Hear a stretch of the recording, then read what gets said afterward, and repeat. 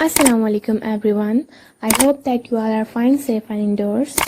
Before watching this video, I request you all that please subscribe to this channel and push that bell icon and turn on your notifications so you never miss any update from this channel. Thank you. तो अब next paragraph देखते हैं। इस paragraph के लिए आप लोगों को थोड़ा सा ओवरव्यू दे दूं कि हम लोग इस पैराग्राफ में क्या पढ़ेंगे।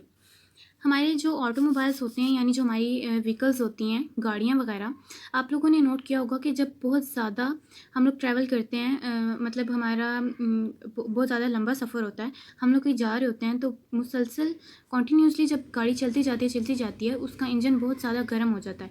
इवन कि कभी कभी ऐसे होता है कि वो स्टॉप हो जाती है, गाड़ी आगे चलती नहीं है, स्टार्ट ही नहीं होती बिल्कुल भी। तो फिर क्या करते हैं ड्राइवर्स, आप लोगों ने देखा होगा कि इंजन्स में पानी डालते हैं ताकि उसका जो इंजन जो ये हीटअप हो जाता है, ज़्यादा हीटअप होने की वजह से इंजन जो है वो वर्क करना स्टॉप कर देता है। क्योंकि ऑटोमोबाइल्स जो होते हैं यानी जो गाड़ियाँ वगैरह होती हैं वो इंजन के वर्क करने की वजह से ही वो चलती हैं। जब वो चल रही होती हैं तो उसके इंजन की वर्किंग अंदर हो रही होती है जिसकी वजह से वो ज़्यादा गर्म हो जाता है।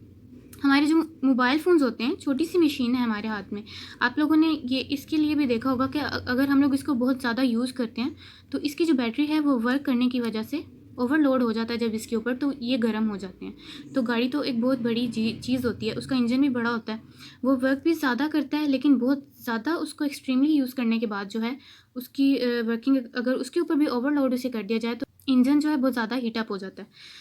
तो फिर ड्राइवर्स उसमें पानी डालते हैं ताकि जो उसमें जो हीट होती है, वाटर उस हीट को अब्जॉर्ब कर लेता है अपने अंदर। एक्चुअली उसके इंजन के अंदर रेडिएटर्स होते हैं। यहाँ पे जो आप लोगों को फिगर यहाँ पे दी गई है ये उन्हीं रेडिएटर्स की फिगर है। ये मैं आप लोगों को फिगर समझा लूँ। इंजन के अंदर रेडिएटर होता है। रेडिएटर का काम क्या होता है कि काफ़ी सारे ड्राइवर्स जो होते हैं वो क्या करते हैं कि कहीं अगर वो किसी जर्नी पे जा रहे हैं तो वो ऑलरेडी पहले ही अपने इंजन में पानी को ऐड करके रखते हैं ताकि कहीं रास्ते में मतलब ज़्यादा चलने की वजह से इंजन ज़्यादा गर्म अगर हो जाता है तो उनको फिर वो रुके ना उनकी गाड़ी। तो क्या होता है कि रेडिएटर्स का क्या काम होता है, वो जो पानी उसमें गाड़ी में स्टोर किया जाता है वो सर्कुलेट करता रहता है पानी। ये आप लोग देख सकते हैं जो एरोज नज़र आ रहे हैं, ये सर्कुलेट करता रहता है पानी। और रेडिएटर के अंदर एक फ़ैन भी होता है। इस फ़ैन के और इस वाटर की सर्कुलेशन जो है वो हेल्प करती है इंजन को कि वो कूल डाउन होता है साथ साथ, ठीक है। और ये फ़ैन भी जो है उसको हेल्प करता है कि उसको एयर जब प्रोवाइड की जाती है इंजन को तो वो साथ साथ ही उसकी जो ज़्यादा हीटअप हुआ होता है उसकी वजह से वो कूल डाउन होता जाता है उसके अंदर जो सिलेंडर्स होते हैं, ठीक है। तो ये जो पानी है ये इसी वजह से सर्कुलेट करता है कि जो गर्मी है वो बैक साइड पे उसको लेता जाता है और जो ठंडा पानी है वो आगे की तरफ मूव करता जाता है। लेकिन ये पानी जो है वो भी तो एक टाइम ऐसा आता है कि इतनी ज़्यादा हीट होने के बाद भी ये पानी भी साथ साथ यूज़ हो रहा होता है, क्योंकि आप लोगों को पता है कि पानी जब बॉयल होता है तो वो इवेपोरेट होना स्टार्ट कर देता है। तो फिर इस वजह से वो गाड़ी रुक जाती है रास्ते में और फिर हमें उसमें पानी ऐड करना पड़ता है, ठीक है। अब इस पैराग्राफ को रीड करते हैं। इस पैराग्राफ के लिए आप लोग हेडिंग देंगे use of water in automobiles. तो स्टार्ट करते हैं, इसको रीड आउट करते हैं। Water has a large specific heat capacity. जो पानी है उसकी सबसे ज़्यादा और बहुत ज़्यादा जो है स्पेसिफिक हीट कैपेसिटी होती है। For this reason, it is very useful in storing and carrying thermal energy due to its high specific heat capacity. अपनी बहुत ज़्यादा स्पेसिफिक हीट कैपेसिटी की वजह से ये यूज़फुल है, किस लिए? थर्मल एनर्जी को स्टोर और कैरी करने के लिए, ठीक है। थर्मल एनर्जी को स्टोर और कैरी करना यानी अगर थोड़ी गर्मी है तो इसके अपने अंदर उसको एब्जॉर्ब कर लेता है वाटर जो है। The cooling system of automobiles uses water to carry away unwanted thermal energy. यानी कि जो ऑटोमोबाइल्स का कूलिंग सिस्टम होता है वो वाटर को यूज़ करता है, अपने अंदर वाटर कैरी करता है ताकि जो अनवांटेड थर्मल एनर्जी है यानी उसके अंदर जो हीट प्रोड्यूस हो रही होती है गाड़ी के चलने की वजह से, इंजन में जो हीट प्रोड्यूस हो रही होती है उसको वो दूर करता है ताकि हमारी गाड़ी रुके ना, चलती रहे। हीट जो होती है उसको कम करने के लिए वाटर यूज़ करता है। ये चीज़ मैंने आपको स्टार्टिंग में बताई है। In an automobile, large amount of heat is produced by its engine, due to which its temperature goes on increasing. जो ऑटोमोबाइल्स होते हैं उसमें बहुत ज़्यादा अमाउंट ऑफ हीट जो है वो प्रोड्यूस होती है। इसका इंजन जो है वो प्रोड्यूस करता है, बहुत ज़्यादा हीट प्रोड्यूस करता है और उसके टेम्परेचर को कम करने के लिए वाटर यूज़ किया जाता है। और जैसे जैसे आगे आगे हम बढ़ते हैं, जैसे जितना जितना ऑटोमोबाइल चलती है यानी गाड़ी कोई भी चलती है तो उसका टेम्परेचर उतना ही इंक्रीज़ हो रहा होता है, होता जाता है। The engine would seize unless it is not cooled down, यानी कि जो इंजन है वो बंद हो जाता है, काम करना छोड़ देता है जब तक कि इसको ठंडा ना किया जाए. Water circulating around the engine as shown by arrows in figure, यानी मैंने आप लोगों को फिगर से स्टार्टिंग में भी समझाया है कि एरोज जो हैं इसके बता रहे हैं कि किस तरह से वाटर सर्कुलेट करता है इंजन को ठंडा रखने के लिए.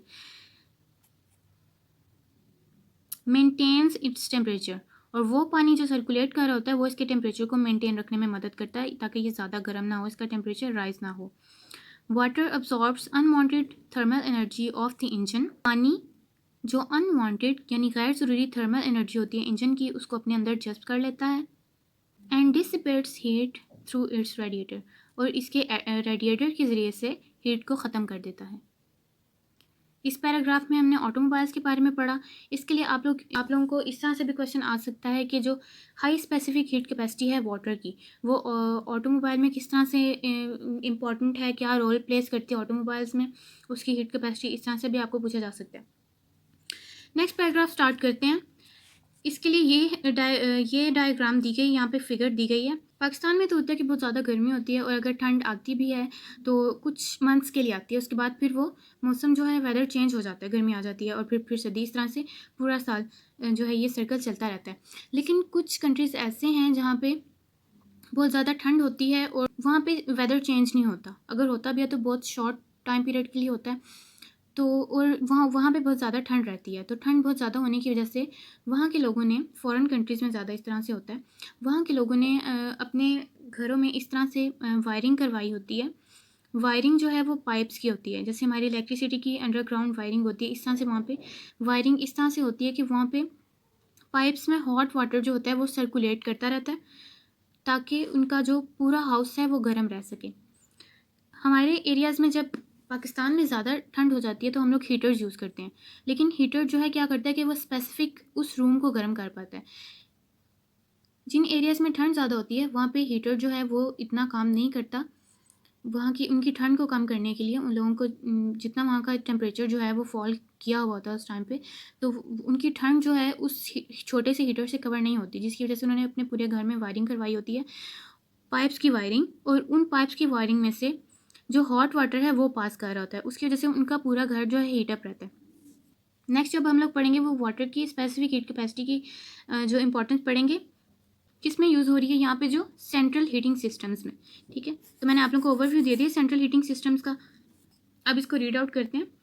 इन central heating systems such as shown in figure, hot water is use to carry thermal energy through pipes from boiler to radiators.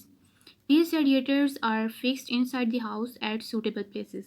Central heating system जो कि उन्होंने फिगर में शो करवाया हुआ है यहाँ पे, ये वाला,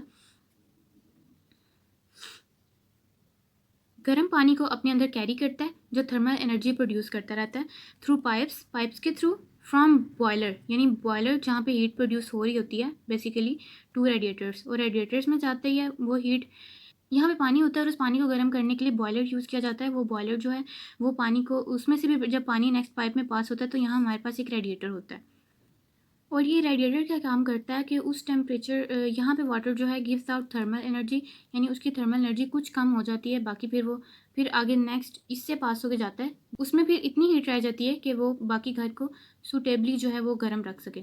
उसके बाद फिर पानी जो है, वही वाला पानी जो है वो पास होकर पाइप में से वापस आता है, फिर बॉयलर में से गुजर के फिर वो रेडिएटर में से गुजरता है, और इसी तरह से ये साइकिल चलता रहता है, जिसकी वजह से उनका जो पूरा घर है वो वार्म अप रहता है. तो इस पैराग्राफ में ये बताया गया कि सेंट्रल हीटिंग सिस्टम जो है वो किस तरह से काम करते हैं. उसमें रेडिएटर्स होते हैं और क्या होता है, पाइप्स होते हैं और बॉयलर होते हैं, और उनका काम जो है वो मैंने आपको बता दिया कि ये तीनों चीज़ें क्या करती हैं.